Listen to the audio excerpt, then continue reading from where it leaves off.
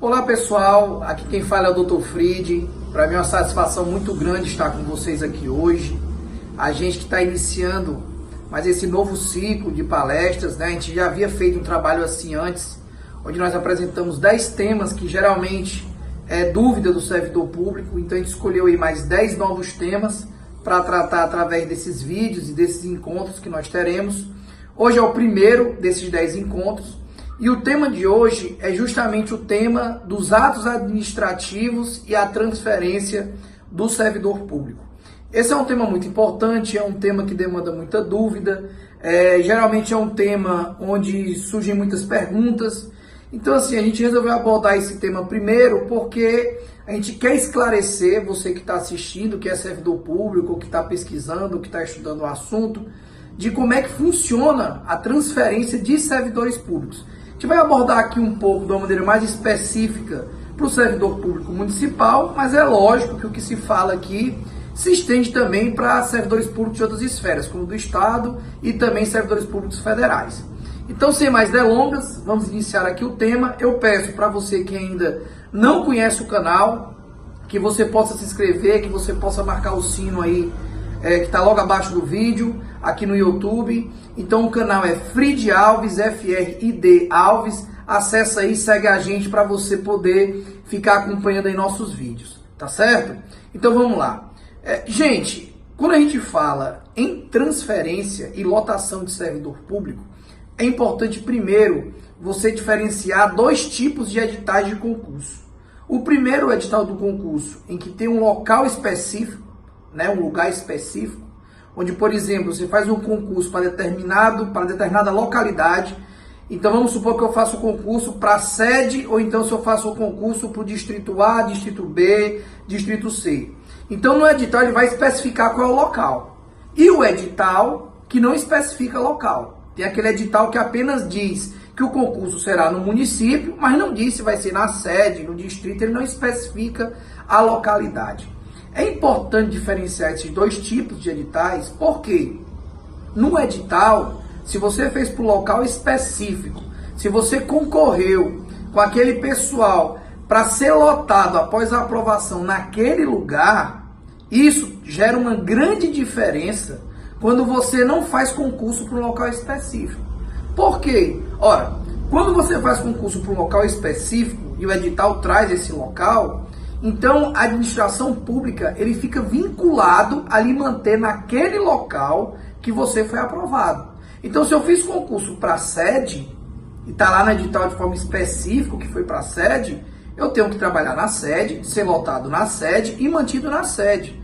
Existe aí um princípio que é o chamado princípio da vinculação do edital de concurso, que obriga que a administração pública siga as regras que estão no edital. Então, se o edital diz que eu tenho que ficar naquele local, se eu concorrer para aquele local, a administração pública não pode fazer a minha lotação e depois que eu estiver lotado, querer mudar o meu local de trabalho, porque eu fiz concurso para aquele local específico. E é importante dizer isso porque acontece bastante do servidor fazer um concurso para um local específico, seja para um distrito A ou B, seja para a sede, e após a lotação, aparecer um gestor que quer transferir aquele servidor para outro local.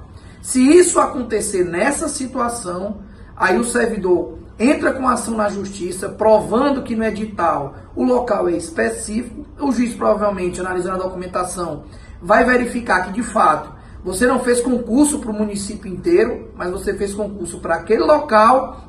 E se a administração está querendo lhe tirar daquele local para colocar em outro, aí está praticando ilegalidade e esse ato ele tem que ser anulado.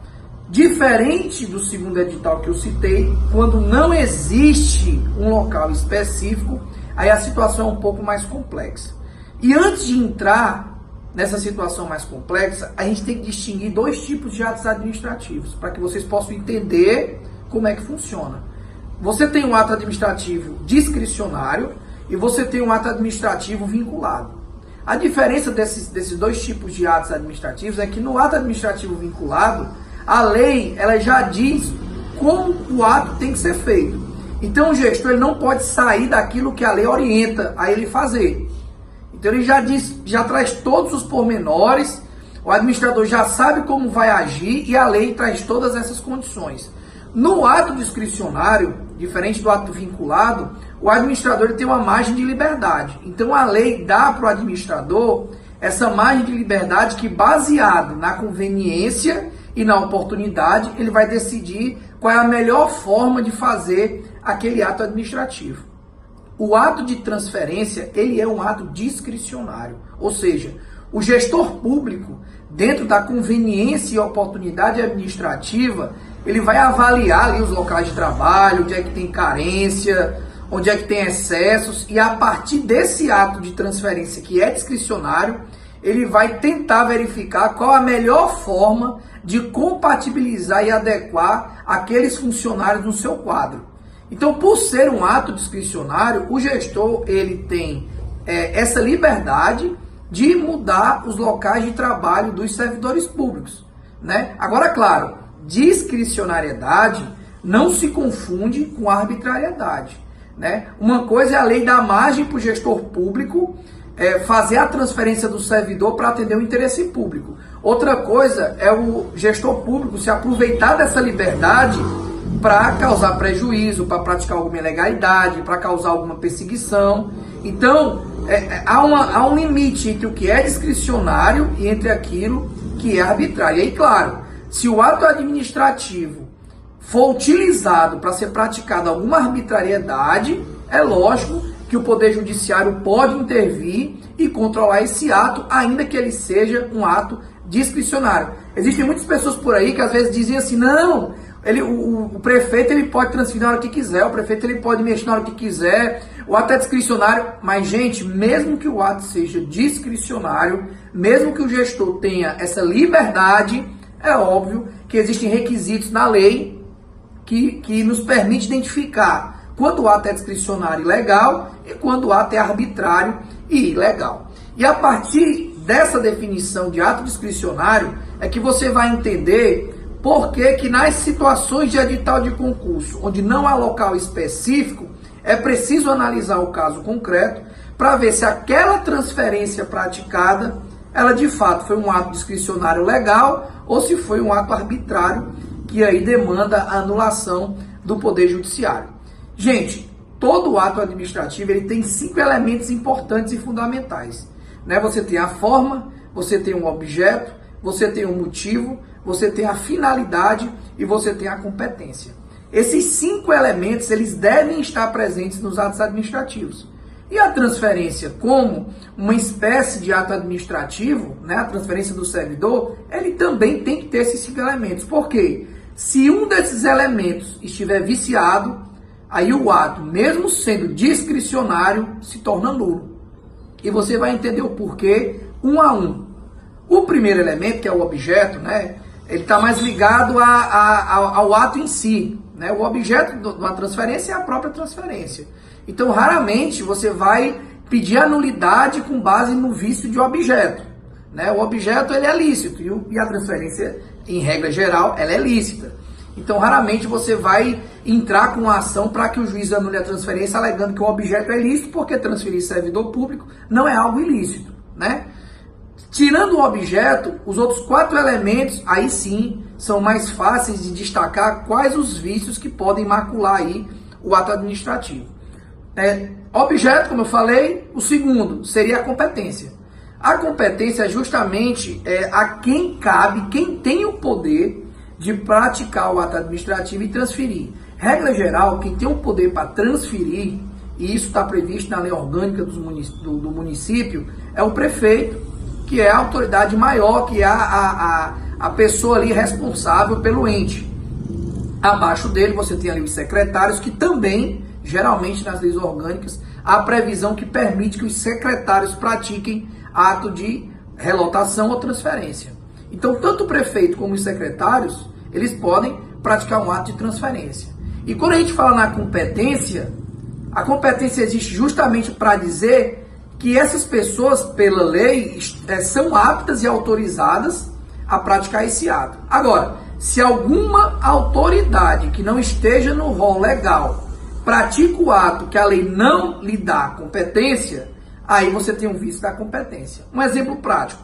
Vamos supor que um professor vinculado à Secretaria de Educação seja transferido pelo secretário de Obras. Não pode, por quê? Porque a autoridade que está transferindo, ela não é competente para tirar aquele professor que é vinculado a outra secretaria. Ou então, por exemplo, um diretor de escola que de boca transfere um professor. Ele também não pode, porque o diretor de escola ele é um cargo comissionado e geralmente compete ao prefeito ou ao secretário de educação fazer isso. Então, quando a autoridade que transfere não tem autorização legal para praticar o ato, aí ela é incompetente e, lógico, que se a transferência é praticada por uma autoridade incompetente, esse ato ele pode ser anulado, alegando o vício da competência. O outro elemento seria o do motivo. Né? O ato ele tem que ter um motivo. Por quê? Você não pode simplesmente transferir dizendo: ah, fulano, você agora vai trabalhar no lugar C, você agora vai trabalhar no lugar D e ponto. Não é assim que funciona. Tem que ter uma justificativa plausível, ou seja, o gestor ou a autoridade que pratica o ato tem que dizer por que o professor ou servidor público está sendo transferido. Ele tem que dizer os motivos dessa transferência. Olha, você está sendo transferido porque há um excesso de pessoas nesse local, e você está sendo transferido para um local onde não vai gerar nenhum prejuízo a você. Ou então, não, você está sendo transferido porque há uma carência em determinado local, e a pessoa que mora mais próxima a esse local é o servidor que está sendo transferido. Então tem que ter um motivo. Se o ato, gente, ele não tem um motivo, ou se o motivo ele é genérico demais, você também pode entrar com uma ação para anular a transferência com base nesse vício de motivo. Uma coisa importante que a gente tem que falar sobre essa questão, e aí é um princípio que existe na administração pública, é o princípio dos motivos determinantes. Ou seja, ainda que o ato tenha um motivo, se aquele motivo não é verdadeiro, ou seja, o prefeito, ou o secretário, ou a autoridade competente colocou aquele motivo apenas como uma forma de colar-color, né, para justificar, para dizer que não tem motivo, e aí depois verificar que aquele motivo ele não é verdadeiro, o ato também tem um vício de motivo. Por exemplo, vamos supor que um prefeito transfira um servidor alegando que aquele lugar tem um excesso de pessoal e que ele vai ter que trabalhar em outro local. Aí ele tira o servidor. Ora, se ele diz que a transferência foi motivada porque havia um excesso, ele não pode, depois da transferência, colocar um temporário, ou colocar um desvio de função, ou colocar outro servidor na função daquele que foi transferido. Porque senão, ora, como é que há um excesso, eu justifico a transferência por esse excesso, e logo em seguida eu loto uma outra pessoa na vaga daquele que foi transferido. E aí você percebe que o motivo ele não é verdadeiro, e pelo princípio dos motivos determinantes, isso permite que o ato de transferência também seja anulado. Superado o elemento do motivo, aí nos resta o elemento da forma e da finalidade. O da forma, gente, ele é bem simples. Geralmente, as leis orgânicas, elas exigem que as transferências sejam feitas através de portarias. Né? Muitas vezes elas acontecem também através de ofício, através de memorando. Vai depender muito como é que está o texto legal aí na lei orgânica do seu município. Mas o que a gente pode dizer que é fundamental nesse elemento é que o ato tem que ser escrito. Né? A gente sabe que existem atos administrativos que podem ser verbais, mas quando a gente fala de transferência de servidor público, obrigatoriamente, esse ato tem que ser por escrito. Ou seja, tem que ter uma forma escrita onde haja um motivo dentro dessa portaria, desse ofício ou desse memorando, né, para que o servidor receba o ato de transferência e tenha ali um documento, né, até para, se quiser questionar depois, apresentar na justiça, ter ali um papel, né, onde conste o ato administrativo. Até porque transferência de boca não vale, gente. Transferência de boca é inexistente. A gente até orienta que quando o servidor público é transferido de boca, que esse ato não seja nem cumprido. Até porque ele é inexistente. Não tem como você obedecer a um ato administrativo que não está ali escrito, que não está expresso num documento. Então, se alguém chega para o servidor e diz: ó, fulano, a partir de amanhã você vai trabalhar naquele determinado local, esse ato ele não vale. E a gente orienta que o servidor, nesse caso, não obedeça, não cumpra, não saia do local. Né? A gente orienta que numa situação dessa, o servidor exige: olha, você está me transferindo, então que não seja de boca.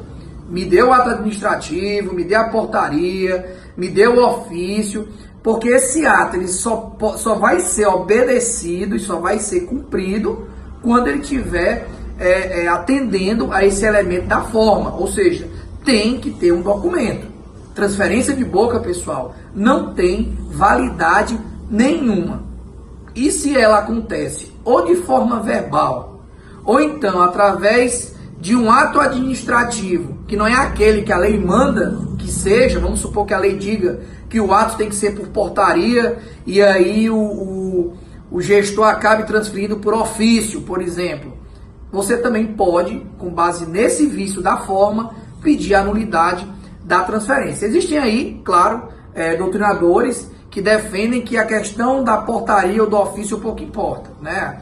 Tem que ser escrito. Mas eu entendo que se a lei exige de forma expressa uma determinada forma do ato, por exemplo, tem que ser por portaria, eu acredito que não pode ser de outra maneira, né? Se a lei diz que é por portaria, tem que ser por portaria. Até porque a gente não pode dizer que portaria, memorando de ofício ou circular são a mesma coisa, porque para efeito de direito administrativo não são.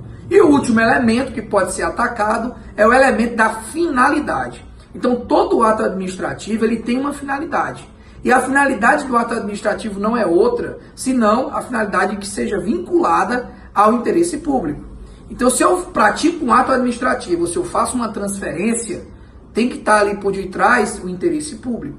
Então, se eu estou transferindo é justamente para atender um serviço público e prestar para aqueles munícipes um serviço público de qualidade.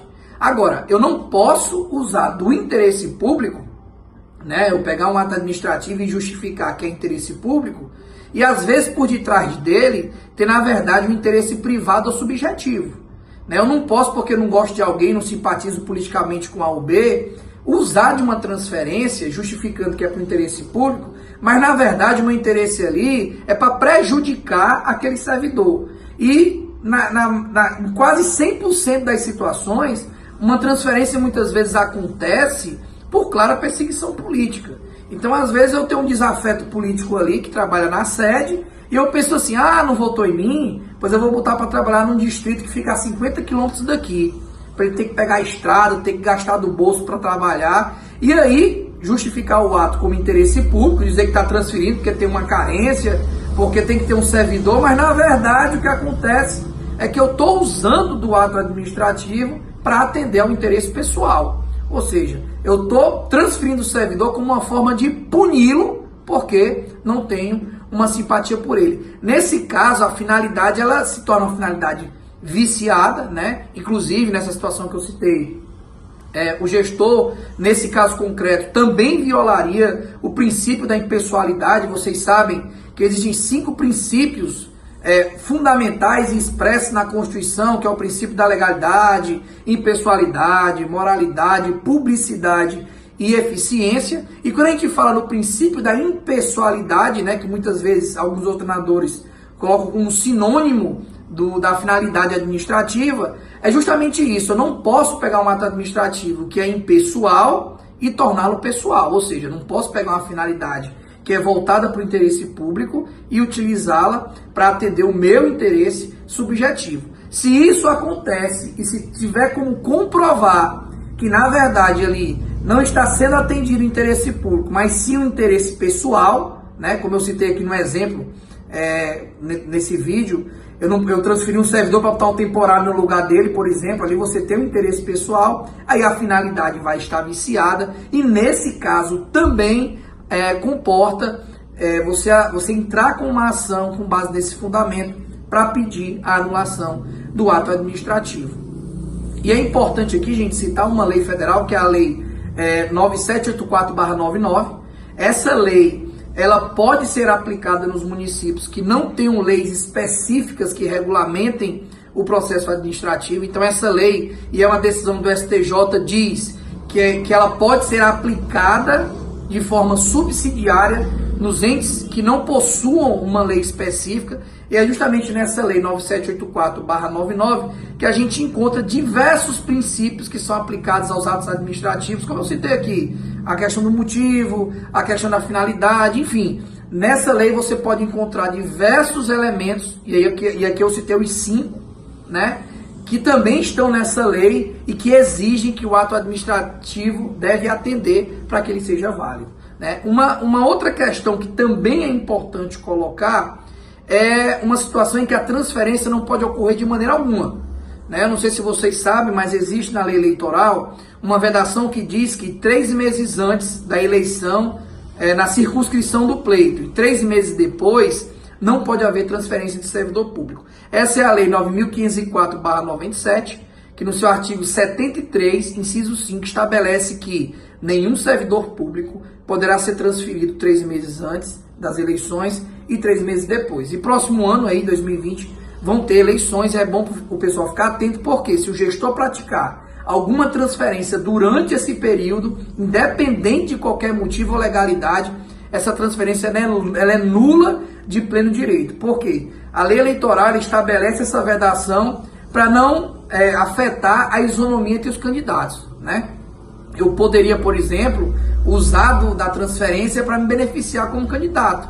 Ou seja, para conseguir votos de determinado grupo, de determinadas pessoas, eu poderia pegar aquelas pessoas e transferir, né, para o local em que elas quisessem ser transferidas para que elas votassem em mim. Ou pior do que isso, quando eu tiver a certeza de que determinada pessoa não vai votar, eu poderia usar do Instituto da Transferência para punir aquele servidor. Dizer, olha, se você não votar em mim, eu vou lhe transferir. Então a lei eleitoral, ela cria essa vedação justamente para proteger o servidor durante ali a corrida eleitoral. Então 3 meses antes da eleição, 3 meses depois, também não pode acontecer nenhum tipo de transferência. Se a transferência acontece, aí o servidor público ele entra com uma ação que ele consegue anular, justamente porque o prefeito vai estar violando esse dispositivo da Lei 9.504/97. Doutor, e qual é o remédio jurídico que eu posso usar na hipótese de a transferência ocorrer ignorando o local específico do edital? Ou então se a transferência ocorrer sem observar esses 5 elementos que tem que ter no ato administrativo?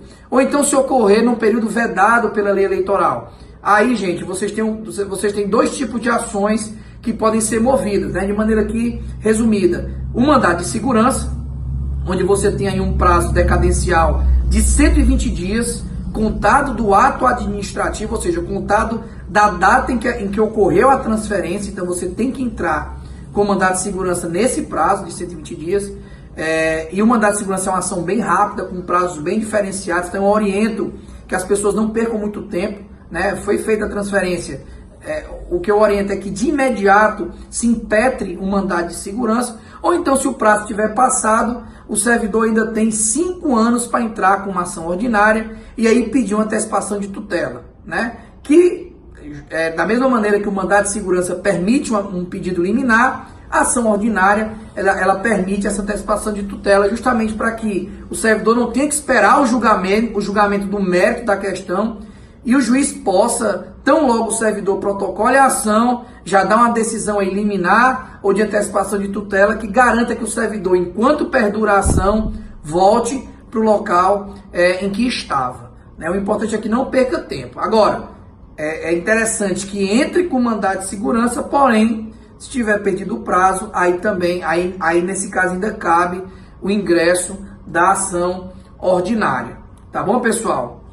E aí, às vezes, surge uma dúvida comum relacionada à transferência, onde as pessoas me perguntam assim: doutor, no edital não tem um local específico, mas no meu termo de posse tem. Eu tenho direito a ficar naquele local? Não, gente. Como eu expliquei no início, é no edital que vai estar essa regra.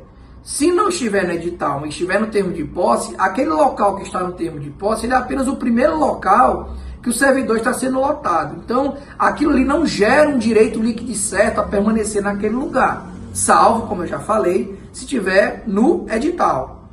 E outra pergunta que o pessoal também geralmente faz é assim: doutor, eu estou há mais de 10, 15, 20 anos naquele local, eu tenho o direito de ficar ali para sempre?